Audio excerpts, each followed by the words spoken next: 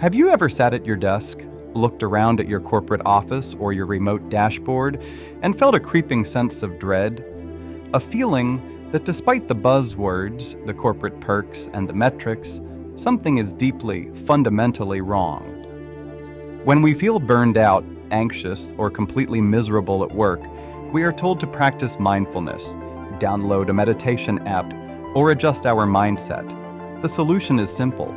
You are malfunctioning. The system is fine. But what if the system isn't fine? What if your burnout isn't a sign that you are broken, but proof that your humanity is trying to survive an insane environment? In 1955, a brilliant psychoanalyst and sociologist named Erich Fromm published a book that turned mainstream psychology on its head. It was called The Sane Society.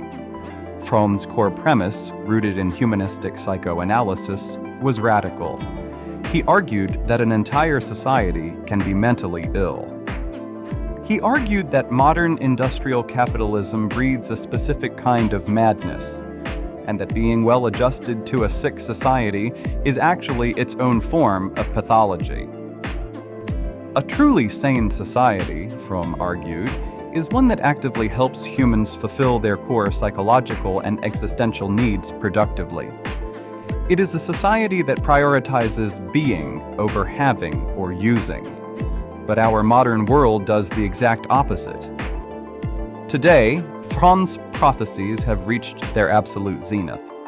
From algorithmic management to hustle culture, our workplaces have become psychopathological funhouses, designed to turn human beings into passive consumers and robotic cogs.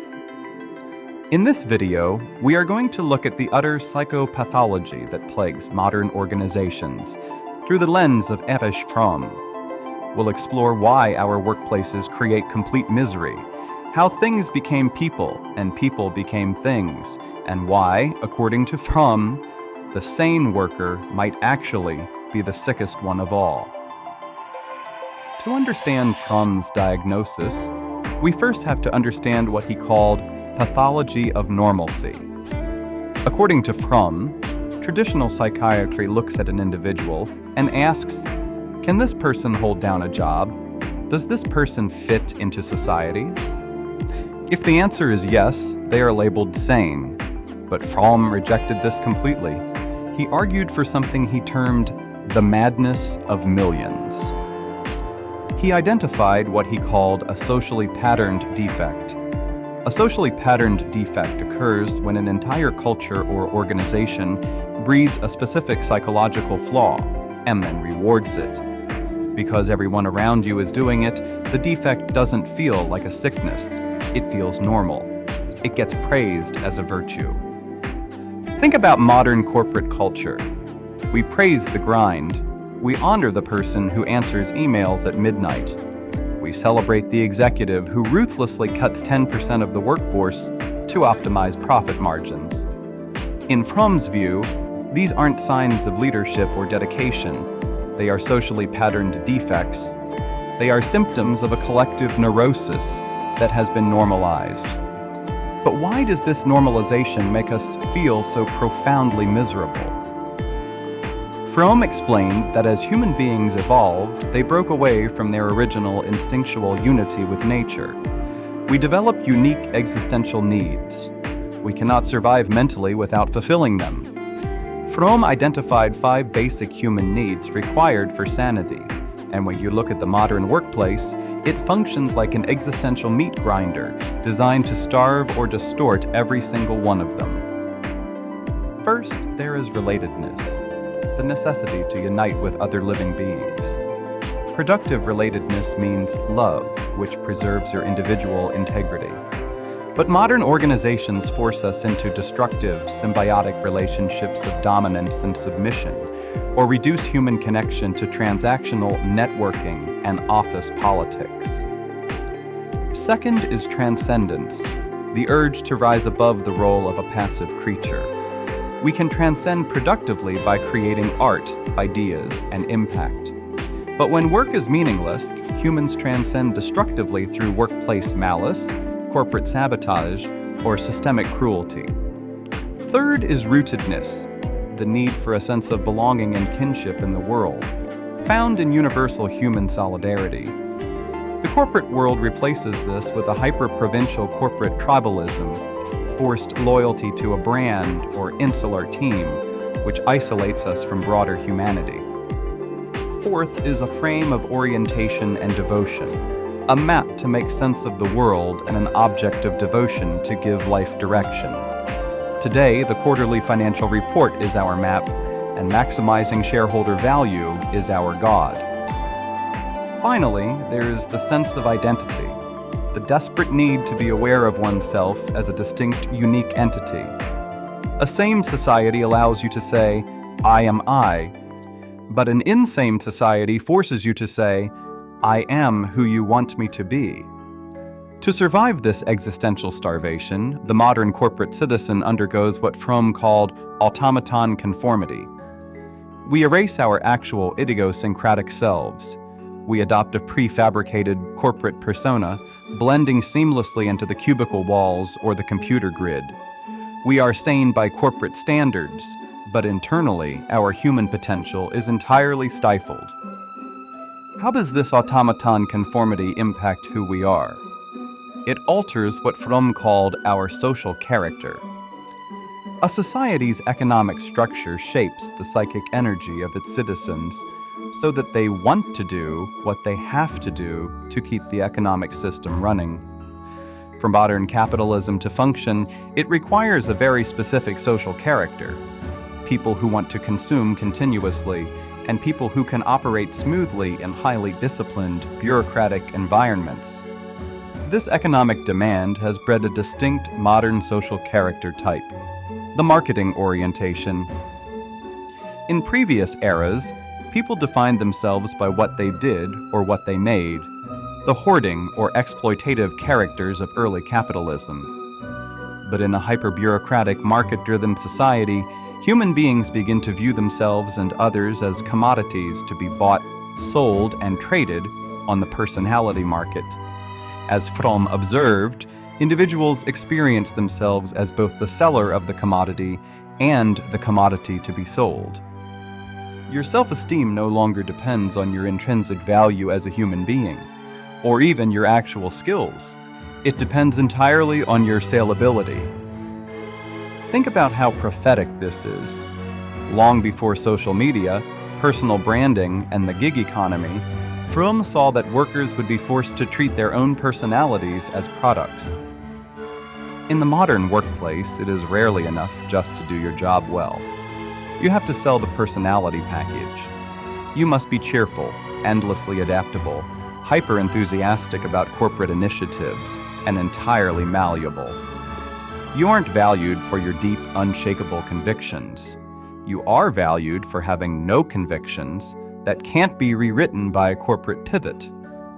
The alternative to this is what Fromm called the productive orientation, a healthy state where a person uses their powers of reason and love to actualize their true human potential, treating themselves and others as inherently valuable, not as goods for sale. But the modern workplace violently suppresses the productive orientation.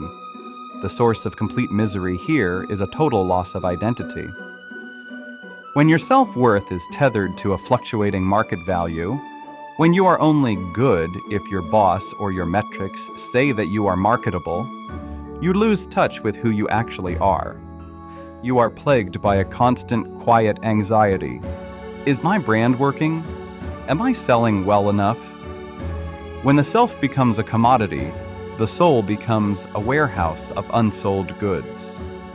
This loss of identity opens the door to the most surreal pathology of modern organizations, a complete psychological inversion where things are treated like people and people are treated like things. Fromm diagnosed this psychological state as alienated idolatry, or alienation. Borrowing from Karl Marx, but adding a profound psychological layer, Fromm explained that the alienated person no longer feels like the active bearer of their own convictions and capabilities. Instead, they feel estranged from their work, the products of their labor, other people, and ultimately themselves. Humans build an organization, a project, or an economic system, and instead of controlling it to serve human life, they bow down and worship it as an external idol. The creator becomes the servant of their own creation. They are controlled by the very forces they unleashed: the market, technology, the state, the corporation. Look at how we anthropomorphize corporations today. We treat organizations as if they have souls, morals, and values. Companies release statements about their corporate values. They demand loyalty. They tell their employees, "We are family." The corporate brand becomes a living entity to which human beings must be sacrificed. We ask, how will the market react? Or, what does the company need? As if the company were a sick relative rather than a legal fiction. But the pathology runs even deeper than that. While the organization is humanized, the actual human beings are being completely dehumanized through a process Fromm called abstractification. We don't call them people anymore. We call them human resources, human capital, or FTEs, full-time equivalents. This isn't just corporate jargon. This is a psychological defense mechanism for the system. When concrete living humans with families, heartaches, and physical limits are turned into abstract data points on a spreadsheet, they can be manipulated, relocated, or laid off without the messy interference of empathy. And here is the ultimate twist, what we can call double anthropomorphization. The organization is anthropomorphized, but because the worker has been completely dehumanized into an abstract metric, the organization then turns around and demands workers simulate fake human beings. Think about it. The workplace doesn't want you, the real, messy, tired human being, despite calls to bring the full self to the workplace. It strips away your true self and replaces you with a corporate caricature.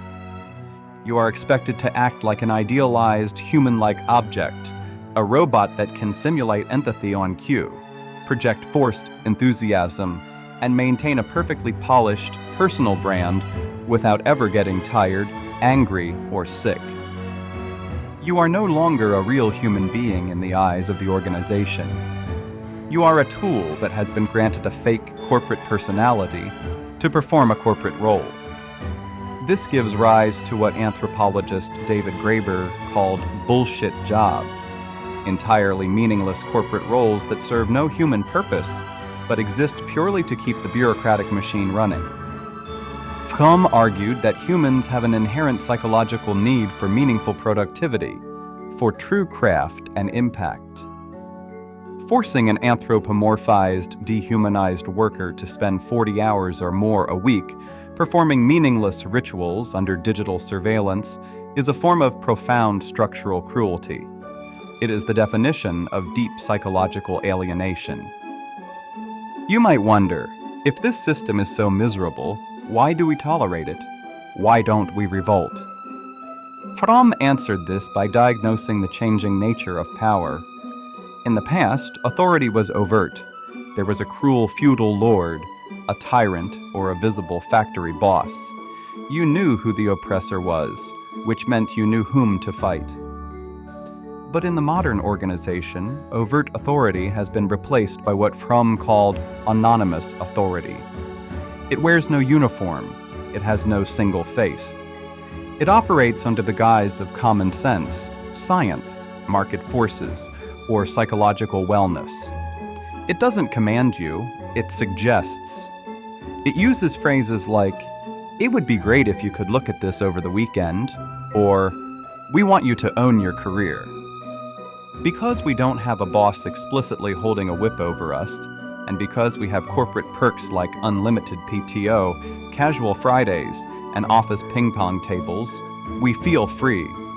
But that authority hasn't vanished. It has simply been internalized. Enter modern hustle culture. The corporation no longer needs to force you to work harder. You do it to yourself. Under the guise of self-optimization, growth mindsets, and grinding, we voluntarily sacrifice our sleep, our health, and our relationships to maintain our corporate utility. we become our own taskmasters. We exploit ourselves in the name of self-actualization. This brings us to the ultimate intellectual trap of modern organizational life, the rationality paradox. Fromm argues that our society consistently confuses intelligence with reason. Intelligence is purely functional. It's the ability to manipulate things, optimize logistics, calculate probabilities, and maximize metrics. It asks, how do we get this done faster? Reason, on the other hand, is the capacity to ask, does this serve human life? What is the meaning of this action? Our organizations are hyper-intelligent. They use cutting-edge algorithms to track a delivery driver's path down to the second, or monitor remote workers' keystrokes to eliminate waste. But they are profoundly irrational. When an organization uses hyper-intelligent tools to maximize efficiency while driving its workforce into depression, anxiety, and chronic burnout, Fromm argues that the organization is technically intelligent, but humanly insane. It is a high-functioning, profitable form of insanity.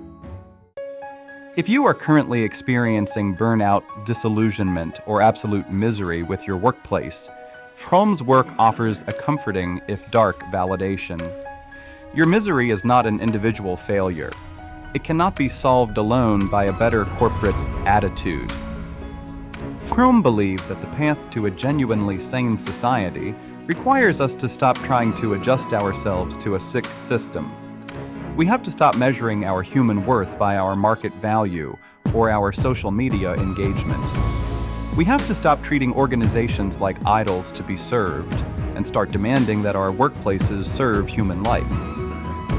To remedy this systemic insanity, Fromm proposed a radical restructuring of society that he called communitarian socialism. He rejected both predatory Western capitalism and the bureaucratic, dehumanizing distortion of Soviet communism.